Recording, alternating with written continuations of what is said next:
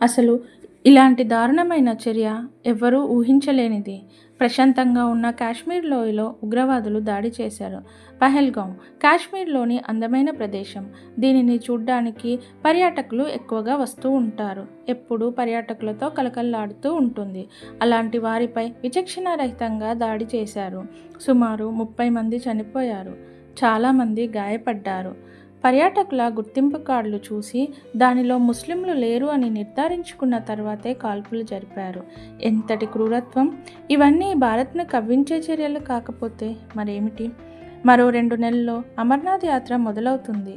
అమర్నాథ్ యాత్రకు తొలి అడుగు పహల్గాం నుంచి ప్రారంభమవుతుంది. ఆ యాత్రను అడ్డుకోవడానికే ఉగ్రవాదులు ఇలా చేశారు. ఉగ్రవాదులను వదిలే ప్రసక్తే లేదని సైనిక వర్గాలు చెప్తున్నాయి.